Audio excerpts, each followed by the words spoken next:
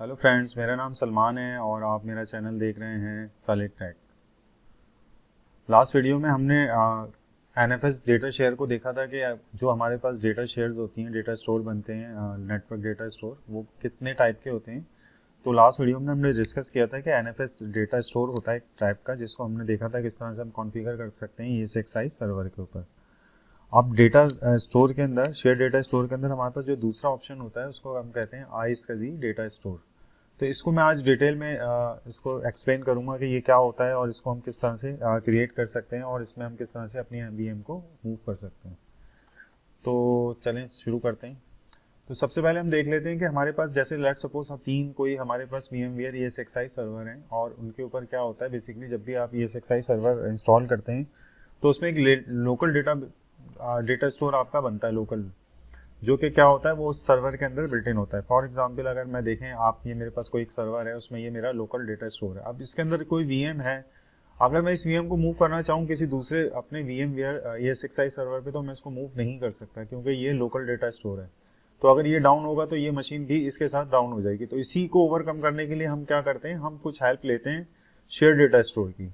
तो share data store के अंदर मैंने आपको बताया था, हमने एक ये वाली टाइप पढ़ ली थी NFS, जिसको हम क्या करते थे, हमारी जो नेटवर्क अटैच स्टोरेज थी NAS के ऊपर हम किस तरह से कॉन्फ़िगर करते थे, ये मैंने आपको लास्ट वीडियो में बताया था। अब उसके बाद जो दूसरा ऑप्शन होता है, जो रिकमेंडेड भी होता है कि आप क्या करें, इनमें से कोई भी ऑप्शन यूज़ कर सकते हैं, जिसमें से एक है iSCSI, fibre channel over Ethernet और डायरेक्ट अटैच। तो आज हम स्टडी करेंगे iSCSI को, कि iSCSI के अंदर हम किस तरह से डेटा स्टोर क्रिएट करते हैं और उसको हम किस तरह से कॉन्फ़िगर कर सकते हैं। तो सबसे पहले हम ये देख लेते हैं। ये देखें, ये आपको तीन ऑप्शन नज़र आ रहे हैं जो कि हमारे क्या हैं, ये स्टोरेज टेक्नोलॉजीज हैं जो हमें शेयर डेटा स्टोर देती हैं, iSCSI, फाइबर चैनल और फाइबर चैनल ओवर ईथरनेट। तो बेसिकली iSCSI का कुछ कॉन्सेप्ट्स है कि iSCSI के अंदर हम क्या करते हैं। iSCSI आप जो है वो कोई भी सैन जो है, जितने भी सैन होते हैं स्टोरेज एरिया नेटवर्क, चाहे वो IBM के हों, चाहे वो नेटफ्लिक्स के हों, ये सारे सैन्स जो हैं ये सारे iSCSI की कनेक्टिविटी को जो है वो इंश्योर करते हैं। बेसिकली iSCSI जो है वो एक प्रोटोकॉल है स्टोरेज का, यानी आप इस स्टोरेज एरिया नेटवर्क का एक प्रोटोकॉल है iSCSI। इसी तरह एक और प्रोटोकॉल होता है, आपने नाम सुना होगा, फाइबर चैनल। लेकिन फाइबर चैनल के लिए थोड़ा सा वो एडवांस प्रोटोकॉल होता है, बिकॉज उसके लिए आपको क्या चाहिए होता है, आपको फाइबर स्विच चाहिए होता है। फिर फाइबर स्विच की कनेक्टिविटी के लिए आपको क्या चाहिए होता है, वो आपको फिर HBA कार्ड चाहिए होते हैं। तो वो थोड़ा सा एक्सपेंसिव सोल्यूशन है क्योंकि उसके अंदर आपको रिक्वायरमेंट ज़्यादा होती है। iSCSI इसलिए पॉपुलर है कि आपका जो ईथरनेट का नेटवर्क चल रहा होता है उसी को आप यूज़ करते हुए क्या कर सकते हैं, अपना iSCSI के नेटवर्क को क्रिएट कर सकते हैं और स्टोरेज को एक्सेस कर सकते हैं। तो iSCSI के जो कॉन्सेप्ट है उसके अंदर बेसिकली क्या होते हैं, दो पार्ट होते हैं। एक iSCSI टारगेट होता है और एक iSCSI इनिशिएटर होता है। टारगेट बेसिकली क्या होती है, वो कोई डिवाइस हो सकती है या वो कोई सैन हो सकता है, या आप इसको किसी सर्वर पे भी कॉन्फ़िगर कर सकते हैं। जैसे मेरे केस में मैं विंडोज़ 2019 सर्वर पे iSCSI टारगेट को क्रिएट करूंगा। तो टारगेट जब आप क्रिएट करते हैं तो उसमें आप सबसे पहले क्या क्रिएट करते हैं, लंस क्रिएट करते हैं। लंस क्या चीज़ होती है, लॉजिकल यूनिट नंबर्स। बेसिकली ये रॉ ब्लॉक टाइप होते हैं जिनको आप डायरेक्ट असाइन कर सकते हैं अपने ESXi के डेटा स्टोर को क्रिएट करने के लिए। उसी के साथ आपके पास होते हैं SPs होते हैं। SPs क्या चीज़ होती हैं, ये इसके स्पेशल प्रोसेसर होते हैं जिसमें आप कोई IP असाइन करते हैं, और उसके बाद इसके अंदर IQN होते हैं। बेसिकली IQN भी एक DNS टाइप का एक नेमिंग स्कीम होती है। तो इसमें भी आप क्या करते हैं, इसको एक खास नेमिंग उस नेमिंग कन्वेंशन से आप बुलाते हैं। IQN जो होता है वो एब्रीविएशन होता है iSCSI क्वालिफाइड नेमिंग, या EUI भी कहते हैं। तो ये बेसिकली ये सारी चीज़ें आपको मिलेंगी सर्वर साइड पे, या आपकी कोई भी सैन है उसके ऊपर आपको ये सारी चीज़ें क्रिएट करनी पड़ती हैं। क्लाइंट साइड पे आपको क्या करना पड़ता है, क्लाइंट साइड पे आपको बेसिकली इनिशिएटर करना पड़ता है। आपको एक HBA कार्ड चाहिए होता है, लेकिन VMware के अंदर हम क्या करेंगे, एक सॉफ्टवेयर iSCSI कार्ड को क्रिएट कर लेंगे और फिर उस इनिशिएटर जो हमने सॉफ्टवेयर iSCSI कार्ड को क्रिएट करा है उसको हम किसी VM कर्नल के साथ क्या करेंगे, बाइंड कराएंगे, और उस VM कर्नल के ऊपर हम स्पेशल टाइप का ट्रैफिक, जो हमारे स्टोरेज का ट्रैफिक हो, वो सारा हम राउट कराएंगे किसी फिजिकल कार्ड के जरिए। तो ये सारी चीज़ें मैं भी डेमो करके भी आपको दिखाऊंगा 1 by 1, तो ये आपको सारी चीज़ें क्लियर हो जाएंगी। तो देखिए मैंने जैसे लिखा है, storage processor and IP address for accessible network storage. Basically हम नेटवर्क स्टोरेज के लिए एक अलग नेटवर्क बनाते हैं। तो उसके लिए हम जो करेंगे, मेरे केस के अंदर मैं क्या करूंगा, मैं एक नया स्विच बनाऊंगा, उस स्विच के ऊपर मैं क्या करूंगा, एक पोर्ट बनाऊंगा VM कर्नल पोर्ट, और उस पोर्ट पे एक आईपी असाइन कर दूंगा और उस आईपी के थ्रू मैं क्या करूंगा, अपने टारगेट को या अपने सैन को एक्सेस करूंगा, ठीक है।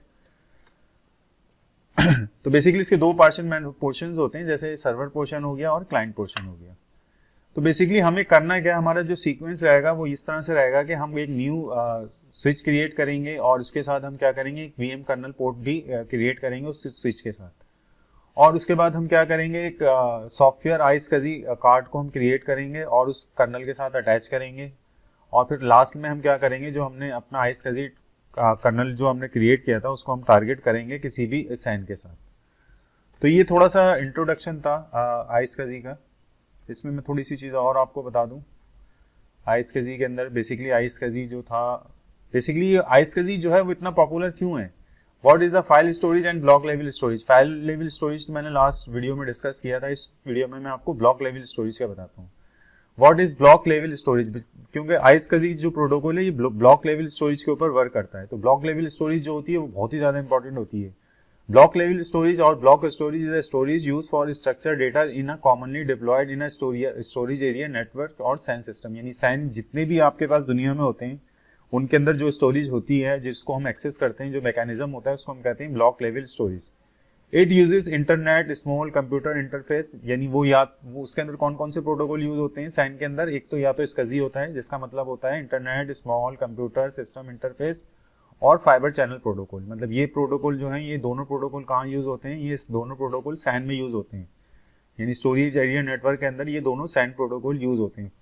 तो स्टोरेज ब्लॉक स्टोरेज आर्किटेक्चर क्या होता है, block storage uses block which are set of sequence of bytes stored structured workload. Each block is assigned a unique hash value with function as an address. In a block, the data is stored without any metadata or given format, type और ownership. जैसे हम जिसमें यही बता रहा है कि आपके पास जो होता है ब्लॉक लेवल में ये एडवांटेज होता है कि आपके पास एक रॉ डेटा चंक, एक रॉ डेटा आपको मिल जाता है जिसको को किसी भी तरह का फॉर्मेट नहीं होता। आप उसको अपनी मर्जी से फॉर्मेट कर सकते हैं, आप उसको बूट भी कर अपनी मशीन को वहां से बूट भी करा सकते हैं। NFS में इस तरह से नहीं था, वहां पे आपके पास कोई ना कोई फाइल सिस्टम होता था, NTFS वगैरह, लेकिन यहाँ पे आप कोई भी फाइल सिस्टम नहीं होता।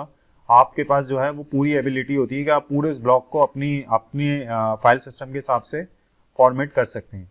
The ability to store data in a block deliver structure workload such as database application freedom to decide the block are access combined modified consequently make block storage faster than the other storage. Basically इसकी beauty यही है कि ये क्योंकि block level पर होता है तो ये फाइल लेवल से बहुत ज़्यादा फास्ट होता है, बहुत ज़्यादा सिक्योर होता है।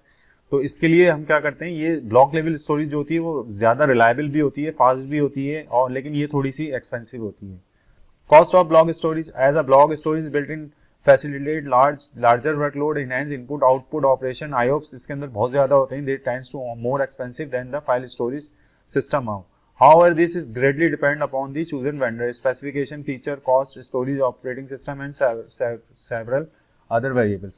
तो बेसिकली इस नटशेल में आप ये समझें कि जो आपका जो ब्लॉक लेवल स्टोरेज होती है वो बहुत ज़्यादा फास्ट होती है, रिलायबल होती है, उसके ऊपर जो है वो IOPS बहुत ज़्यादा होते हैं, इनपुट आउटपुट। तो ये जो है बहुत अच्छी मतलब ये बहुत अच्छी वर्क करती है, इसीलिए ये जो हमेशा यूज़ होती है, जितने भी सैन देखेंगे उनमें सब में ब्लॉक लेवल स्टोरेज यूज़ होती है।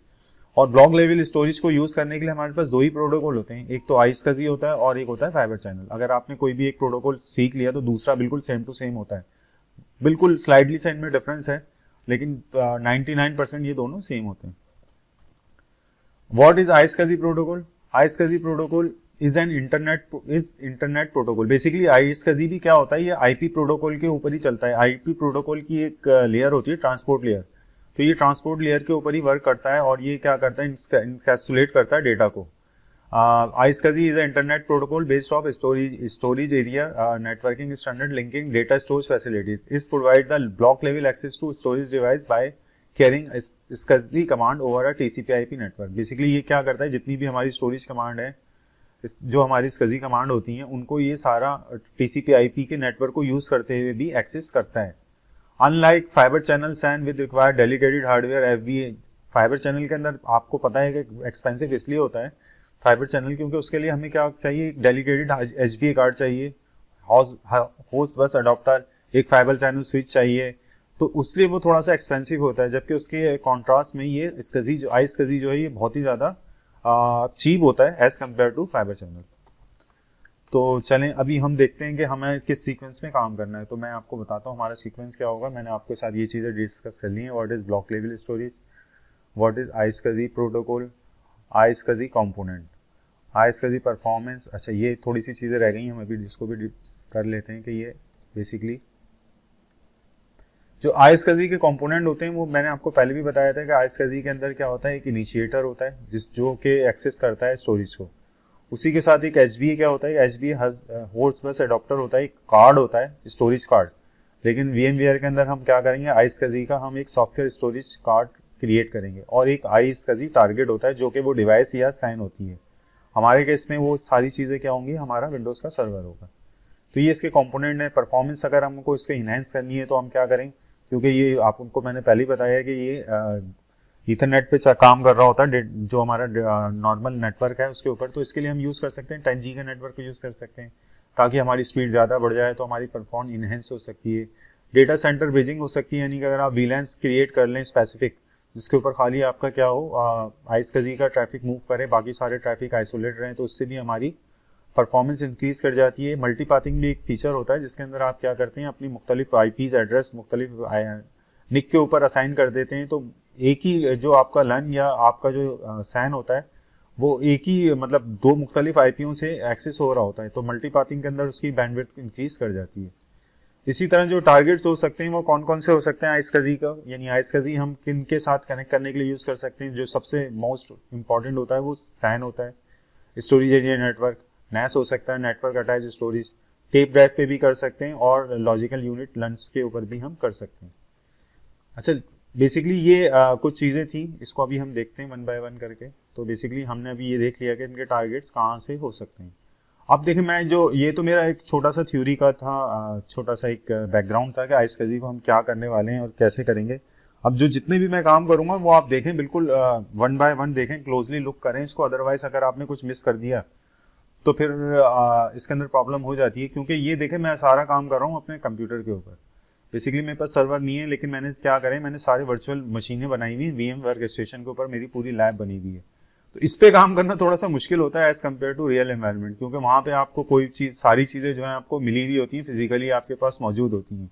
इस पे सारी चीज़ें क्योंकि मैंने इमुलेट की हुई है, सारा मैंने वर्चुअल इन्वायरमेंट बनाया हुआ है। तो मैं आपको बताऊँ अभी कि किस तरह से ये सारा काम होता है।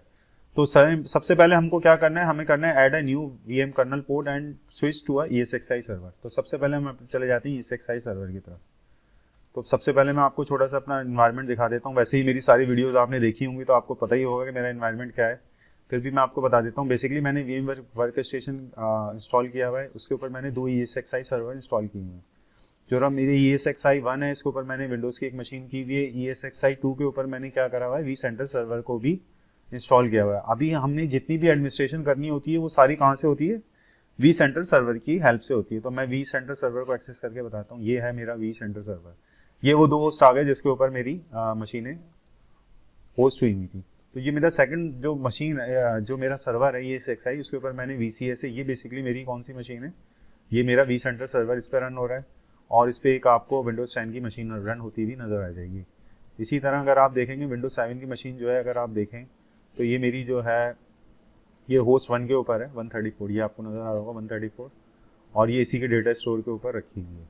अभी हमारा काम ये है कि हम ये करते हैं कि अपनी जितने भी हमारे ESXi होस्ट हैं उसके ऊपर हम क्या करेंगे, हम एक वर्चुअल स्विच क्रिएट करेंगे, उसमें एक VM कर्नल पोर्ट क्रिएट करेंगे और उसको हम असाइन कर देंगे इन सर्वर्स के साथ, ताकि हम उसकी कनेक्टिविटी करते हैं अपने iSCSI सर्वर के साथ। ठीक है, तो अभी हमारा जो काम शुरू हो रहा है, सबसे पहले हम क्या करते हैं, हम करते हैं इसके अंदर add a new VM kernel port and switch to ESXi server. तो ये काम हम दोनों सर्वर्स के साथ करते हैं। सबसे पहले मैं पहले सर्वर को सिलेक्ट कर लेता हूँ, उसके बाद आप आ जाएँ कॉन्फ़िगर, उसके बाद आ जाएँ आप नेटवर्किंग, और यहाँ आ जाए वर्चुअल स्विच में। अभी आपको वर्चुअल स्विच 1 नज़र आ रहा होगा, मतलब अभी हमारे पास एक ही स्विच नज़र आ रहा है। हम किसको क्लिक करते हैं, हम करते हैं ऐड नेटवर्किंग में। ऐड नेटवर्किंग के अंदर आपको नज़र आ रहा होगा पहला option VM kernel network adapter. Then VM kernel TCP/IP stack handle the traffic of ESXi server services such as vSphere, vMotion, iSCSI। देखें ये iSCSI के लिए भी यूज़ करते हैं इसको, ट्रैफिक को। NFS के लिए fibre channel over Ethernet, fault tolerance, and vSAN host management के लिए। तो हम इसको क्लिक कर लेते हैं नेक्स्ट। अच्छा, अभी हमको एक नया स्विच बनाना है तो हम क्या किसको सिलेक्ट कर लेते हैं, create a new standard switch, इसको हम सिलेक्ट कर लेते हैं और करते हैं नेक्स्ट। उसके बाद ये कहता है क्या इसको कोई आपने कोई स्टैंडर्ड स्विच के अंदर कोई एडाप्टर असाइन करना है, तो मैं ऐड कर देता हूँ। और यहाँ पे आपको देखें VM1 नज़र आ रहा होगा, तो ये क्या है, मेरा एक फिजिकल एडाप्टर है इस इस ESXi सर्वर के साथ, इसको भी मैं यहाँ ऐड करा लेता हूँ। ठीक है, उसके बाद मैं नेक्स्ट चला जाता हूँ। नेक्स्ट के बाद अब ये आपसे पूछता है कि जो आप VM कर्नल रख रहे हैं इसकी जो है वो इसका नाम क्या रखते हैं, तो क्योंकि हम यूज़ करेंगे इसको आइसकजी के लिए, तो मैं इसको आइसकजी के नाम से ही VM कर्नल आइसकजी लिख लेता हूँ, ताकि मुझे पता चल रहा है कि यार ये मैंने पोर्ट किस लिए बनाया था, किसके लिए कराया था। अब इसमें जो सर्विसेज होंगी तो देखें उसके अंदर vMotion provisioning, fault management, vSAN, vSphere backup, NFS। इसके अंदर देखें ना NFS आता है ना आइसकजी आता है, इसका मतलब है कि वो इसके अंदर शामिल होती नहीं है अवेलेबल सर्विस में, तो आप इनमें से किसी को भी चेक नहीं करें। हम स्पेसिफिकली इसको यूज़ करेंगे किसके लिए, अपने आइसकजी के ट्रैफिक के लिए। उसके बाद इसको नेक्स्ट कर लें। अब ये आप सबसे इंपॉर्टेंट चीज़ होगी कि ये अब आपसे पूछेगा ये जो आप VM कर्नल पोर्ट बना रहे हैं इसको कोई IP एड्रेस देना चाह रहे हैं, तो आप बिल्कुल इसको दें। एक चीज़ का ख्याल रखिएगा, जो आपका SAN है या आपके अगर प्रोडक्शन एनवायरनमेंट है तो जो SAN की IP होगी उसी IP स्कीम की रेंज का इसको VM कर्नल पोर्ट होना चाहिए, यानी इसमें कोई राउटिंग नहीं होनी चाहिए। अगर आप राउटिंग करेंगे तो इसमें प्रॉब्लम हो जाती है, तो रिकमेंडेड यही होता है कि आप वही सीरीज दें जो सीरीज आपकी SAN की हो। मेरे केस में क्योंकि मैं SAN बनाऊंगा, मैं जो आइसकजी टारगेट बनाऊंगा वो मैं विंडोज सर्वर के अंदर ही आइसकजी को मैं क्रिएट करूंगा, क्योंकि मेरे पास SAN तो है नहीं लैब एनवायरनमेंट में, लेकिन मेरे ऑफिस के अंदर SAN है तो उसमें तो कोई प्रॉब्लम होता नहीं है। तो हम अभी इसी रेंज के अंदर इसको दे देते हैं जो हमें बनाना है। तो इसको हम एक IP एड्रेस दे देते हैं 192.168.18.92। ठीक है, मैंने क्लास C का दे दिया, और क्लास C का जो सबनेट मास्क होता है वो आप लोगों को पता ही है, ये हमने दे दिया इसका सबनेट मास्क। ठीक है, उसके बाद हम इसको नेक्स्ट कर लेते हैं। अच्छा, ये क्या कह रहा है, the subnet was invalid internet valid subnet mask, subnet mask तो सही है। अच्छा सॉरी, एक 5 यहाँ कम रह गया, इस 5 को भी हम ऐड कर देते हैं। सही, हम इसको नेक्स्ट कर लेते हैं। उसके बाद ये आपको सारी चीज़ें बता रहा है और हम इसको कर देते हैं फिनिश। तो देखें जैसे ही आपने करा तो रिसेंट टास्क में आपको नज़र आ रहा होगा, मैं इसको क्लिक करता हूँ तो ये आपको बता रहा होगा कि एक अपडेट नेटवर्किंग का फीचर आ गया। हम वापस वहीं जाते हैं, वहीं पे चले जाते हैं। सही है, तो ये देखें अगर आप नीचे की तरफ आएँ तो ये देखें एक नया स्विच बन गया VM स्विच 1, और इसके अंदर एक कर्नल पोर्ट बन गया आइसकजी। सही है, जिसकी IP मैंने दे दी है VM कर्नल पोर्ट 192.168.18.92, और इसके साथ मैंने एक फिजिकल निक को कनेक्ट कर दिया जो कि जो मेरे उस SAN के साथ कम्युनिकेट करेगा। मतलब ये काम हमने एक सर्वर पे कर लिया, यही काम हमें दूसरे सर्वर पे भी करना है, ताकि हम दोनों को एक साथ अटैच कर दें अपनी आइसकजी प्रोटोकॉल और SAN के साथ। तो दूसरे पे भी हम इसी तरह से जाते हैं, यहाँ पे वही हम स्टेप करते हैं, add networking, VM kernel port, इसको नेक्स्ट कर लेते हैं। उसके बाद न्यू स्विच को सेलेक्ट करते हैं, नेक्स्ट करते हैं। यहाँ पे भी हम ऐड अडॉप्टर करते हैं, ये एक VM NIC 1 के नाम से आ रहा है, इसको ओके कर देते हैं। उसके बाद नेक्स्ट करते हैं, उसको भी मैं यही नाम दे देता हूँ ताकि मुझे आसानी हो कि मैंने कर्नल पोर्ट क्यों बनाया। ठीक है, उसके बाद हम इसको नेक्स्ट करते हैं। अच्छा, यहाँ आपको IP एड्रेस थोड़ा सा डिफरेंट देना पड़ेगा, पहले हमने कुछ दिया था, अभी हम क्या करते हैं, हम डिफरेंट देते हैं 192.168.18.91। ठीक है, सबनेट पास क्लास से ही का दे देते हैं 255.255.255.0। ठीक है, इसको नेक्स्ट कर लेते हैं और फिनिश कर। तो ये देखें आपके पास एक स्विच क्रिएट हो गया होगा, ये आ गया V स्विच 1। ठीक है, अभी हमने कहाँ तक काम कर लिया, हमने यहाँ तक काम कर लिया, add a new VM kernel port switch to ESXi server, assign IP address to the new kernel port, assign a physical network card to new switch port. अच्छा, अब हमने ये क्या कर लिया, अभी हमने ये सारा काम तो कर लिया है, अभी हमें क्या करना है, अभी हमें थोड़ा सा काम ये करना है। इससे पहले मैं थोड़ा सा चेंज कर देता हूँ, हम इसके अंदर क्या करते हैं, सॉफ्टवेयर आइसकजी कार्ड को, एडॉप्टर को हम ऐड करा लेते हैं। तो उसके कराने के लिए आपको कहाँ जाना पड़ेगा, उसके लिए भी आपको, आप नेटवर्किंग में आ जाएं और उसके बाद आप आ जाएं स्टोरेज में आ जाए। सही, स्टोरेज के अंदर आप आ जाएँ स्टोरेज अडोप्टर में, क्योंकि स्टोरेज का अडोप्टर है तो वो यहीं कनेक्ट होगा। सही, अभी मैंने आपको क्या बताया था कि हमारे पास HBA कार्ड तो होता नहीं, तो ESXi सर्वर के लिए हम क्या करते हैं, हम एक सॉफ्टवेयर आइसकजी एडोप्टर को ऐड करा लेते हैं। तो उसके लिए आपके पास सबसे आप पहले स्टोरेज पर आ जाएं, कॉन्फ़िगरेशन में यहाँ आपको नज़र आ रहा होगा स्टोरेज एडोप्टर, आप इस यहाँ पे क्लिक करें प्लस स्टोरेज एडोप्टर। ठीक है, उसके बाद आप क्या करेंगे, देखें बाय डिफ़ॉल्ट आ रहा होता है ऐड सॉफ्टवेयर आइसकजी एडोप्टर, आप इसको सेलेक्ट कर लें। ठीक है, और उसके बाद करें नेक्स्ट। तो ये देखें आपके पास एक आइसकजी एडोप्टर आ गया, ऑनलाइन आ रहा है। ठीक है, अच्छा इसके अंदर अगर आप एक चीज़ देखें तो इसके अंदर एक IQN नंबर आता है, मैंने आपको बताया भी था ना कि IQN नंबर क्या होता है, आइसकजी क्वालिफाइड नेमिंग। बेसिकली ये एक इसका पूरा नेम होता है जिससे पता चलता है कि आइडेंटिफाई करता है कि ये बेसिकली कौन सा स्टोरेज कार्ड है जो सैन को यूज़ करेगा। जब अगर मैं इसको एडिट करता हूँ तो यहाँ से मैं इसको कॉपी कर सकता हूँ, इसमें मैंने इसलिए एडिट करा है ताकि मैं इसको कॉपी कर लूँ। हम इसको यहाँ से कॉपी कर लेते हैं। ठीक है,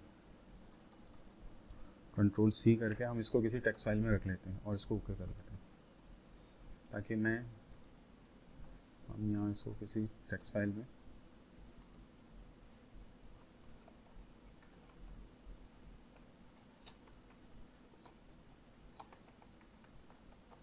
ठीक है, ये मैंने IQN नंबर लिख लिया ESXi के, ये मेरे पास 2 होंगे। पहला तो हमारे पास ये आ गया, उसको हम सेव भी कर लेते हैं। उसके बाद सेम काम हम ये करते हैं कि हम दोबारा आते हैं अपने vCenter सर्वर पे। ये हमने एक बना लिया इसके अंदर अपना सॉफ्टवेयर आइसकजी कार्ड बना लिया हमने। ठीक है, इसी तरह मैं करता हूँ, सेकंड पे भी जाता हूँ, यहाँ पे भी हम क्रिएट करते हैं एक नया सॉफ्टवेयर एडोप्टर। तो हमने add a new iSCSI adapter okay करा, तो देखिए ये अभी आ जाएगा आपके पास, ये आ गया आपका आइसकजी ऑनलाइन आ रहा है। इसको सेलेक्ट कर लें, उसके बाद एडिट करें और यहाँ से इसको कॉपी कर लेते हैं Ctrl+C, और हम इसको नीचे कर लेते हैं Ctrl+V। ये मैंने इसलिए करा है कि जब मुझे इसकी कनेक्टिविटी करनी होगी सैन के साथ तो वो मुझसे पूछेगा किस IQN को अलाउ करना है, किसको डिनाई करना है। तो ये मेरे पास अभी से आ गए दोनों, तो मैंने इनको सेव कर लिया। हम इसको ओके कर लेते हैं। बेसिकली अभी हमने क्या करा, हमने ये यहाँ तक काम कर लिया है। हमने क्या करा है, हमने एक न्यू आइसकजी एडोप्टर जो है वो हमने ऐड करा है सर्वर के ऊपर, ESXi सर्वर पे। ठीक है, copy ISQN number to the iSCSI target. ISCSI target अभी हम क्रिएट करेंगे, मतलब हमने अपना एक एंड का काम कर लिया क्लाइंट साइड का, यानी ESXi के सर्वर पे जो जो काम करने थे वो तो हमने कर लिए। अब हम करते हैं Windows 7, अब हम मूव करते हैं अपने विंडोज़ की मशीन पे। देखिए मेरी विंडोज़ की मशीन आ गई है। अगर मैं इसमें आपको दिखाऊं तो ये मेरी लास्ट वीडियो में मैंने NFS की एक ड्राइव बनाई हुई थी। अच्छा, इस मशीन को मैं जो एक्सेस कर रहा हूँ वो मैं इस सर्वर से कर रहा हूँ, तो ये मैं आपको ये भी दिखा देता हूँ कि ये मशीन इस सर्वर पे बनी हुई है। तो ये देखिए विंडोज़ 2019 की मशीन मेरे पास बनी हुई है। अब मैं क्या करता हूँ, मैं इस मशीन के अंदर एक ड्राइव को ऐड कराता हूँ ताकि मैं उसको एज अ टारगेट यूज़ करूँ आइसकजी के लिए। तो ड्राइव को ऐड कराने के लिए आप सिंपल कुछ भी नहीं करना, आपने उस मशीन पर राइट क्लिक करना और यहाँ पे एक आपको नज़र आ रहा होगा सेटिंग को क्लिक करें और इसके बाद आपको यहाँ नज़र आ रहा होगा हार्ड ड्राइव। ठीक है, हमने क्या करना होता है, इसके अंदर एक नई हार्ड ड्राइव डालते हैं, ऐड कराते हैं। हम इसके अंदर एक हार्ड डिस्क ऐड कराते हैं, नेक्स्ट करते हैं।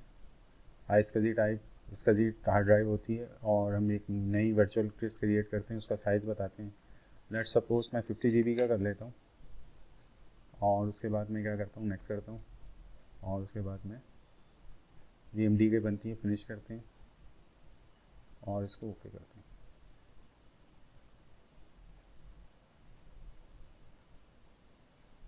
अच्छा, ये देखें खुद ही एक restoring the virtual machine state. जब भी कोई आप हार्डवेयर इसके अंदर ऐड करते हैं या रिमूव करते हैं तो ये खुद ब खुद उसको रिफ्लेक्ट करता है मशीन के अंदर। तो बेसिकली ये फिजिकल मशीन है जिसके अंदर मैंने ये हार्ड ड्राइव को भी ऐड करा दिया ताकि मैं इसको यूज़ कर लूँ एज अ सैन का भी फीचर होता है, जैसे नेस्ट का फीचर होता है, आप विंडोज़ में ऐड करा सकते हैं, इसी तरह आप आइसकजी टारगेट को भी ऐड करा सकते हैं। ठीक है, ये मशीन आ गई है आपके पास। इस मशीन को हम मिनिमाइज़ करते हैं और इसको हमने एक्सेस किया हुआ था यहाँ से, ये मशीन करी हुई थी। इसके अंदर हम टाइप करते हैं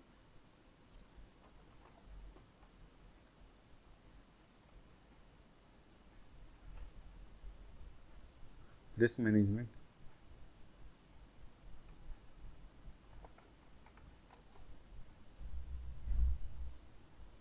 ये देखिए मैंने डिस्क मैनेजमेंट के कंसोल को खोल लिया।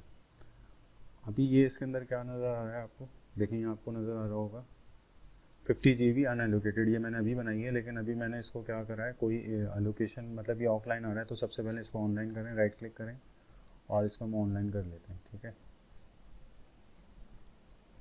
ठीक है। उसके बाद हम करते हैं ऑनलाइन लाने के बाद करते हैं इनिशियलाइज डिस्क, उसके डिस्क 1 का नाम दे देते हैं, GTP पार्टीशन टाइप उसका रख लेते हैं, ओके करते हैं। अब ये अनएलोकेटेड आ रहा है तो हम क्या करते हैं, एक वॉल्यूम क्रिएट करते हैं, नेक्स्ट करते हैं, ये सेम साइज़ मैक्सिमम साइज़ पे रखते हैं, असाइन कर देते हैं इसको ड्राइव लेटर ऐप, नेक्स्ट करते हैं, फॉर्मेट करते हैं इसको NTFS पे और इसको फिनिश कर देते हैं। तो ये आपको एक नज़र आ रही होगी पार्टीशन की। प्रॉपर्टीज़ में जाते हैं इसको और इसको मैं इसका लेबल दे देता हूँ,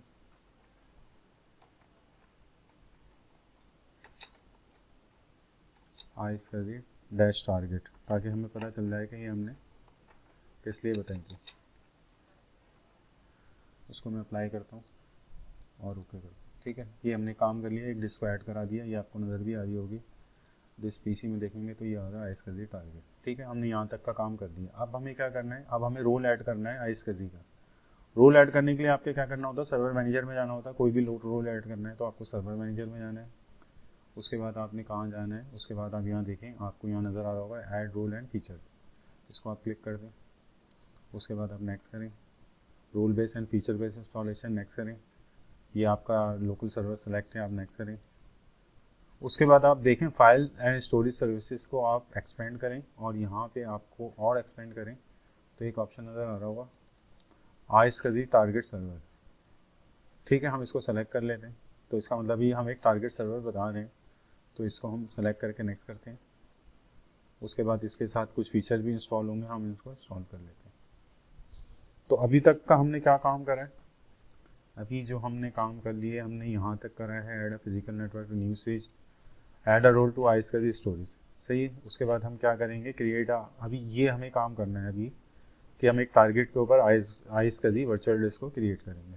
तो चलिए हम देख लेते हैं, वापस हम यहाँ आते हैं और इसको अभी हो रहा है, फीचर इंस्टॉलेशन कंप्लीट हो रही है। ये इतना सिंपल प्रोसेस है कि आप कर सकते हैं, इसको कोई मुश्किल नहीं होता। अगर आप स्टेप्स फॉलो करें, मिस ना कीजिए कोई भी स्टेप्स, सीक्वेंस में चलेंगे तो कोई प्रॉब्लम नहीं आती, अदरवाइज प्रॉब्लम आ जाती है। देखें ये थोड़ा सा जो है वर्चुअल एनवायरनमेंट मैंने बनाया हुआ है, तो इसमें थोड़ी सी मुझे स्टेप ज़्यादा करने पड़ रहे हैं। फिजिकल एनवायरनमेंट में तो कुछ भी नहीं करना पड़ता, इतना ज़्यादा चीज़ें नहीं करनी पड़ती क्योंकि ऑलरेडी वो बनी हुई होती हैं। उनको तो खाली आपने खाली नेक्स्ट और बस आईपीज डाल के करना होता है। यहाँ तो आपको पहले इसको क्रिएट करना होता है। जैसे अब मुझे साइन ऑफिस में मेरे साइन है तो मुझे वहाँ कोई भी साइन क्रिएट नहीं करना, अब ये मुझे साइन क्रिएट करने के सारे स्टेप्स एक्स्ट्रा करने पड़ रहे हैं। ठीक है, ये हमारे पास बन गया। अब आप इसको एक्सपेंड करें तो यहाँ आपको नज़र आ रहा होगा आइस कजी, मतलब आइस कजी के अंदर ये आपको नज़र आ गया। आप फिर देखिए यहाँ लिखा हुआ है to create an iSCSI virtual disk start a new virtual disk wizard, हम इसको क्लिक कर लेते हैं। अच्छा, अब ये क्या कर रहा है, आइस कजी वर्चुअल डिस्क को क्रिएट कर रहा है। अब ये पूछा किस ड्राइव के अंदर आपको करनी है, तो मैंने आपको बताया, मैंने अभी क्रिएट की थी ना ऐप ड्राइव 50 GB की, हम उसको सेलेक्ट कर लेते हैं। आप किसी ड्राइव के अंदर कोई फोल्डर को भी कर सकते हैं, लेकिन हमने क्रिएट स्पेशली एक ऐप ड्राइव की हुई थी इसके लिए, तो हमने इसको कर लिया, हमने नेक्स्ट करा। उसके बाद हम इसको कुछ भी नाम दे देते हैं, जैसे मैं यहाँ नाम देता हूँ आई डैश टारगेट।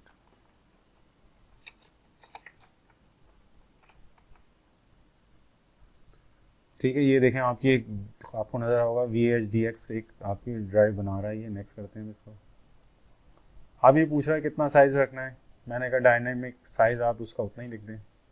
हम चलें इसको 40 GB कर लेते हैं अभी के लिए। बाय डिफ़ॉल्ट जो ऑप्शन नज़र आ रहा है उसको आप करें। उसके बाद क्या करें, आप नेक्स्ट करें।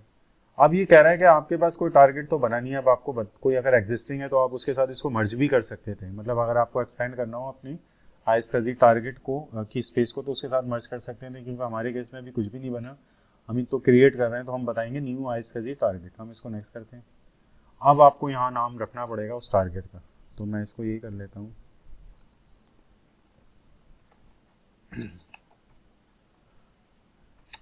आई स्मॉल में रखते हैं आइस कजी में, और बाकी सारा कैपिटल रखते हैं। ये एक कन्वेंशन है, इसको फॉलो करें तो अच्छा है। ठीक है, डिस्क्रिप्शन आप कुछ डालना चाहें तो डाल दें। Send on server 2009। ठीक है, हम इसको नेक्स्ट कर लेते हैं।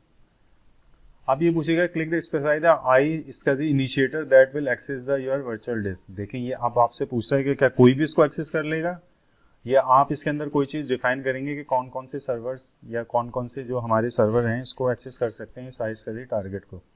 तो मैंने आपके लिए दो अपने IQN नंबर जो थे वो हमने यहाँ एक बार कॉपी पेस्ट करके रखे थे, वो हमारे यहाँ काम आएंगे। हम करेंगे ऐड में। ऐड करने में देखें ये आपसे पूछता है कि आप क्या क्या करेंगे।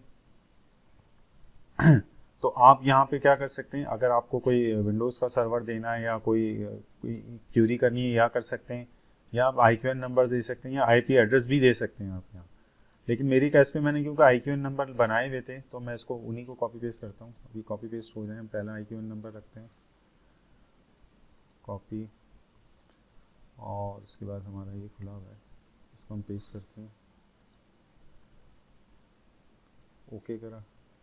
उसके बाद हम अगेन ऐड पे गए। अब हम दूसरा जो था हम उसको भी कॉपी पेस्ट कर लेते हैं। ये हमारा दूसरा था। आपके पास जितने भी सर्वर हैं उनके जितने भी आपने सॉफ्टवेयर एडॉप्टर ऐड कराए हुए हैं उनको यहाँ पे ऐड करा दें।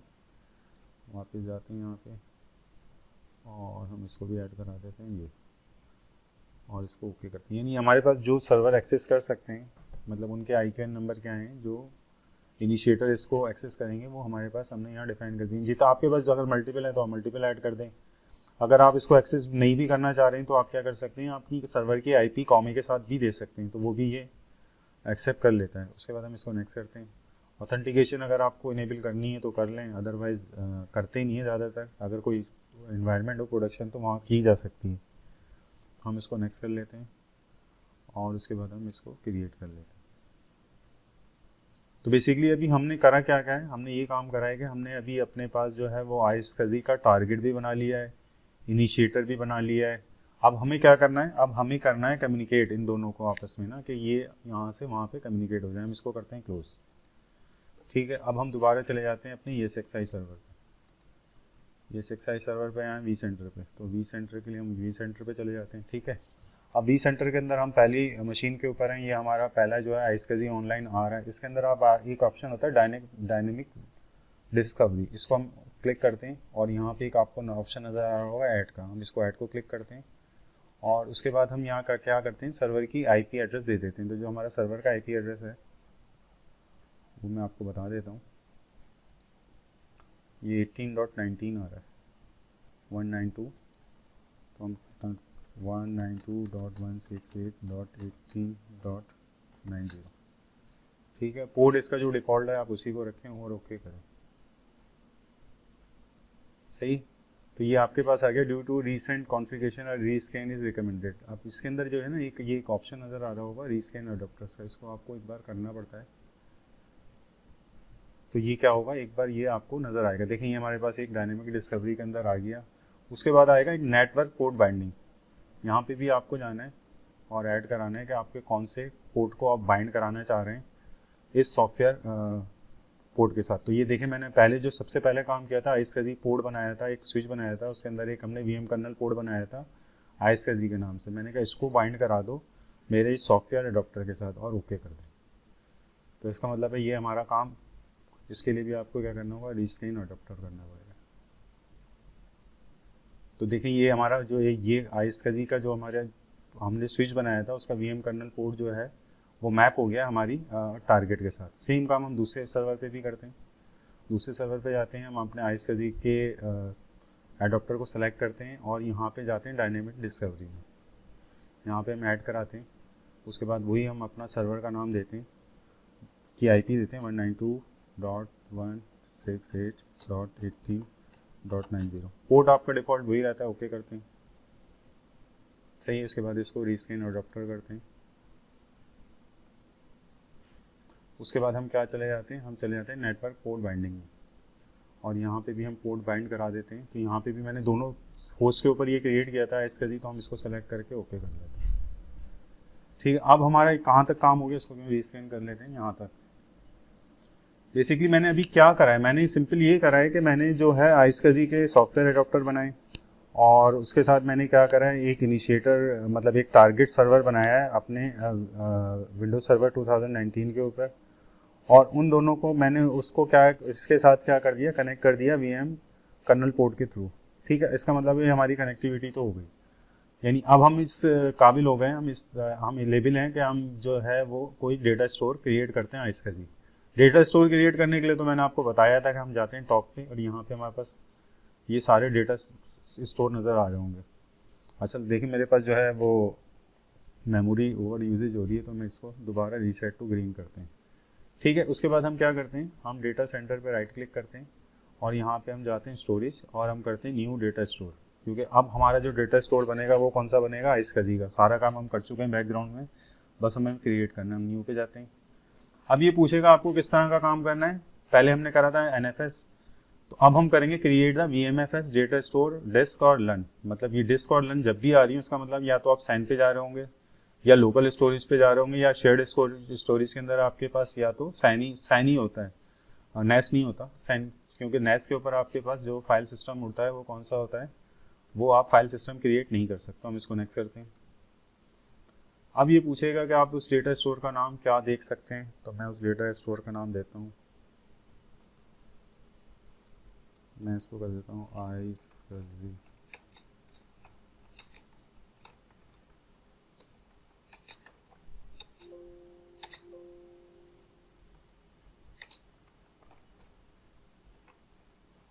टारगेट का नाम देते हैं, सेलेक्ट अ होस्ट, कौन सा होस्ट पे हमें करना है। अच्छा इसके अंदर हम देखिए आपके पास ये आ गया iSCSI का, इसके अंदर कर लिया है। उसके बाद आप सेलेक्ट होस्ट, दूसरा होस्ट को भी कर सकते हैं और इसके अंदर भी iSCSI आ रहा है, हमने नेक्स्ट करा। उसके बाद ये पूछता है कि आपको कौन सा फाइल सिस्टम क्रिएट करना है, तो मैंने पहले ही बताया था कि VMS वर्जन 6 इसके लिए हम यूज़ करते हैं, क्योंकि ये एडवांस है। 6.5 के बाद जितने भी वर्जन आ रहे हैं उनमें ये यूज़ करते हैं। हम नेक्स्ट कर लेते हैं। उसके बाद हम अभी इसको कम ज़्यादा भी कर सकते हैं। देखें इसकी स्पेस को हम अगर एक्सपेंड या करना चाहें तो हम इसको थोड़ा सा ज़्यादा भी कर दें। मैं अभी इसको 40 GB रहने देता हूँ। उसके बाद हम नेक्स्ट करते हैं, रेडी टू कंप्लीट करते हैं और फिनिश करते हैं।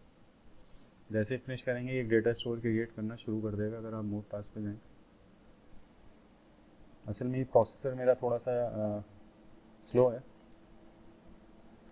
जिसकी वजह से थोड़ा सा डिले आता है। देखिए यहाँ आ गया आपका iSCSI टारगेट। तो देखें हमने कितना आराम से इसको क्रिएट करा है iSCSI को, और ये बिल्कुल ही अगर आप देखें तो ये क्या हो गया, मेरे पास ये एक टारगेट क्रिएट हो गया iSCSI का। मतलब इस डेटा स्टोर को मैं यूज़ भी कर सकता हूँ। मैं आपको करके भी बताता हूँ। जैसे अब हम ये मेरे पास ये मेरा पहला क्लाइंट, मेरा ये पहला होस्ट है, ये ESXi सर्वर है। इसकी अगर मैं समरी में जाऊँगा तो देखें इसमें जो आपके पास डेटा स्टोर आ रहे हैं वो कितने आ रहे हैं, 3 आ रहे हैं। 3 डेटा स्टोर कौन कौन से हैं, वो तीनों आ गए। iSCSI टारगेट ये मैंने एक मीन बैकअप के लिए बनाया था, जो कि मैंने अभी अपनी हार्ड ड्राइव निकाली है, जिसकी वजह से रेड हो रहा है। इसी तरह अगर आप इसको कनेक्ट करेंगे तो देखें इसमें भी ये दोनों आ गए। मतलब मैंने क्या करा है, सक्सेसफुली क्या कर लिया है, मैंने एक iSCSI डेटा स्टोर क्रिएट कर लिया है। कहाँ पे, विंडोज़ 2019 की मशीन पे। अब हमारा नेक्स्ट काम ये है कि अब हम मूव करते हैं अपनी जो लोकल मशीन है विंडोज़ 7 की। अभी मैं इसको दिखाता हूँ आपकी, अगर आप इसकी स्टोरेज देखें तो अभी ये किसके ऊपर हुआ, डेटा स्टोर 1 के ऊपर। ये अभी ये मशीन एक्सेस मतलब ये एग्जिस्ट है डेटा स्टोर 1 पे। मैं ये चाह रहा हूँ मैं इसको मूव करा दूँ डेटा स्टोर कौन सा iSCSI डेटा स्टोर पर। तो उसको मूव कराने का तरीका तो बहुत ही ईजी होता है। आपको किसी भी मशीन को मूव कराना है, सिंपल आपकी स्टोरेज मूव करनी है, राइट क्लिक करें, यहाँ पे आपको एक ऑप्शन नज़र आएगा माइग्रेट। हाँ माइग्रेट कर दें। आप पूरी मशीन भी मूव करा सकते हैं या स्टोरेज भी करा सकते हैं। चलिए मैं अभी क्या करता हूँ, मैं स्टोरेज मूव करा देता हूँ इसकी। कंप्यूट मेरा यही रहेगा, स्टोरेज में वहाँ मूव कराता हूँ। नेक्स्ट करते हैं। अभी पूछेगा इस सर्वर के साथ जितने भी डेटा स्टोर अटैच हैं वो सारा नज़र आएगा। ये हमने अभी बनाया है, हमने इसको सेलेक्ट कर लिया। इस पर मूव करा दो, नेक्स्ट करा और उसके बाद फिनिश कर दिया। तो ये आप देखें रिसेंट टास्क के अंदर ये काम स्टार्ट होना शुरू हो गया। अभी मैं इसको रन भी करके दिखाऊंगा, जो हमारी जो स्टोरेज बनी है वहाँ से ना, तो देखें 35% ये इसके अंदर अभी ये मूव करना शुरू हो गया। अभी मैं वीडियो को पॉज कर रहा हूँ ताकि आपका टाइम थोड़ा सा सेव हो जाए, क्योंकि ये मूव होने में थोड़ा सा टाइम लेता है।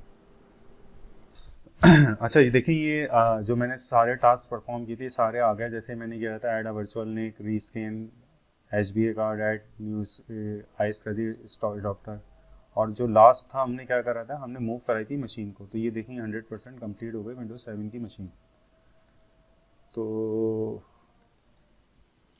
चलें हम चेक करते हैं, होस्ट एंड क्लस्टर्स में जाते हैं और ये हमारी विंडोज 7 की मशीन आ गई। इसको हम राइट क्लिक करते हैं और पावर ऑन करते हैं।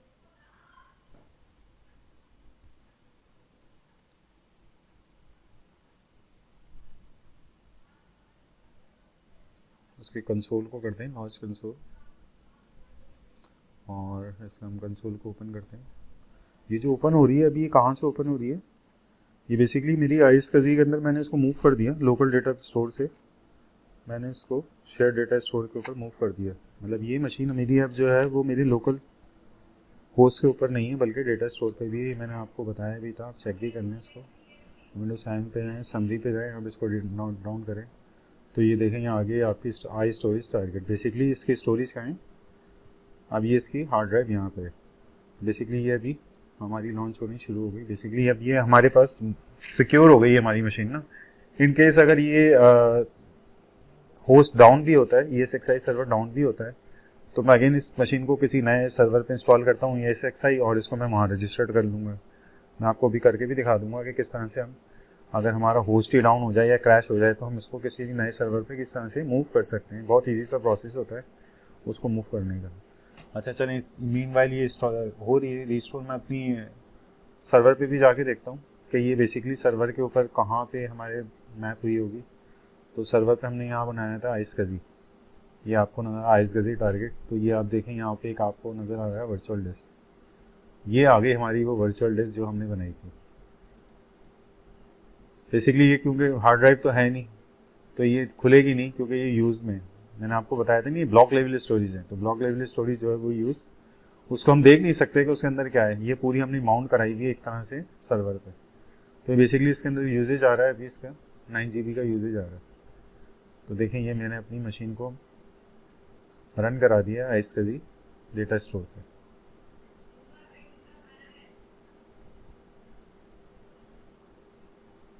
इस पर हम कोई पासवर्ड देते हैं जो हमने रखा हुआ था।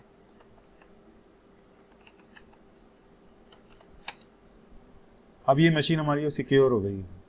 मतलब अगर हमारा आइस कजी, मतलब सैन के ऊपर अगर हमने मूव करा दिया इसको आइस कजी के साथ, तो ये अब हमारी मशीन वहाँ पे डिसाइड कर रही है।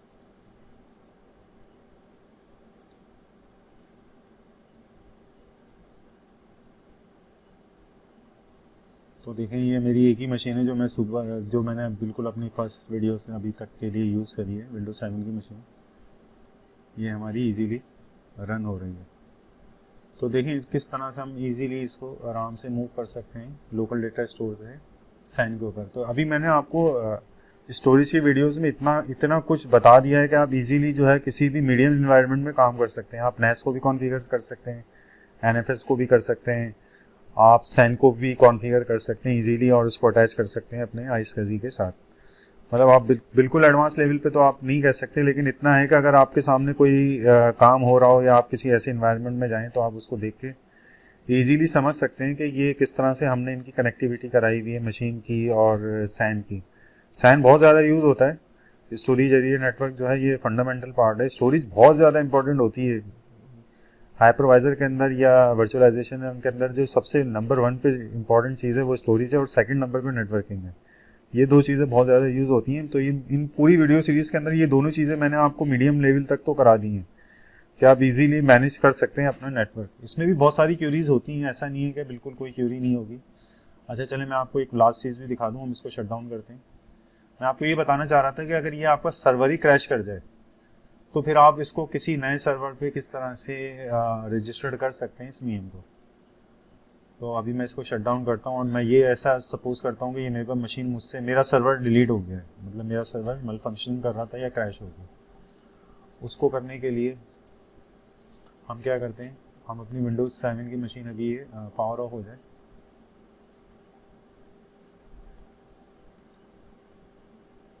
ये पावर ऑफ हो गया। मैं इसको क्या करता हूँ, सिंपल राइट क्लिक करता हूँ और इसमें एक ऑप्शन नज़र आ रहा होगा आपको, रिमूव फ्रॉम इन्वेंट्री। आप डिस्क नहीं कीजिएगा, अदरवाइज ये आपका जो है वो साइन के ऊपर से आइसकजी साइन पे से डिलीट हो जाएगी। हम इसको करते हैं रिमूव फ्रॉम इन्वेंट्री। मैंने यस कर दिया। अब मेरे पास कोई मशीन नहीं है। लेट्स सपोज मेरे पास कोई सर्वर था, वो सर्वर मेरा क्रैश हो गया, मशीन भी क्रैश हो गई। अब मुझे सबसे पहले क्या स्टॉप फॉलो करने पड़ेंगे अपनी मशीन को दोबारा रिस्टोर करने के लिए। सबसे पहले मुझे ESXi सर्वर किसी भी नए फिजिकल सर्वर पे इंस्टॉल करना पड़ेगा, ठीक है। उसके करने के बाद क्या करूँगा, मैं उसको vCenter में ऐड करा दूंगा। ये सारी चीज़ें मैं ऑलरेडी डिस्कस कर चुका हूँ कि किस तरह से ऐड करते हैं।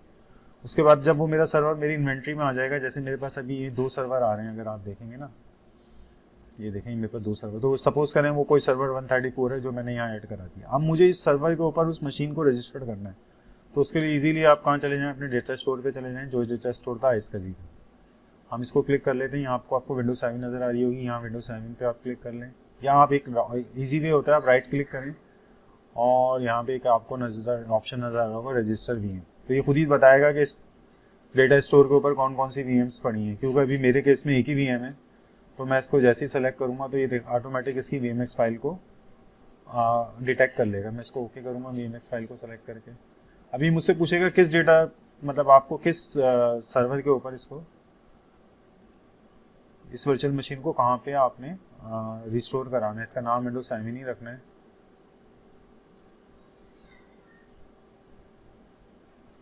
नेक्स्ट करें। अभी आपसे पूछेगा कि आपको कौन से उस पे करना है, तो हम 134 पे डालते हैं इसको। कंपेटेबिलिटी है, सक्सेस, नेक्स्ट और फिनिश। जैसे ही मैं इसको फिनिश करूँगा तो ये देखें रिसेंट टास्क में आ रहा होगा आपको, ये रजिस्टर्ड कर देगा उस मशीन को मेरे उस फिजिकल सर्वर के ऊपर। तो ये देखें अभी डिस्कवर रजिस्टर्ड VM जो है ये कंप्लीट हो गया। तो हम जाके चेक भी कर लेते हैं।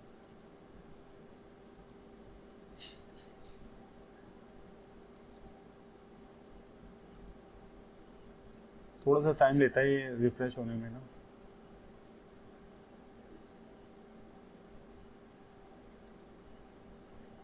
ये देखें विंडोज 7 आ गई आपकी, ठीक है। अगर आप इसको देखना भी चाहें कि ये किस सोर्स के ऊपर है, तो समरी पे आ रहा होगा आपके पास।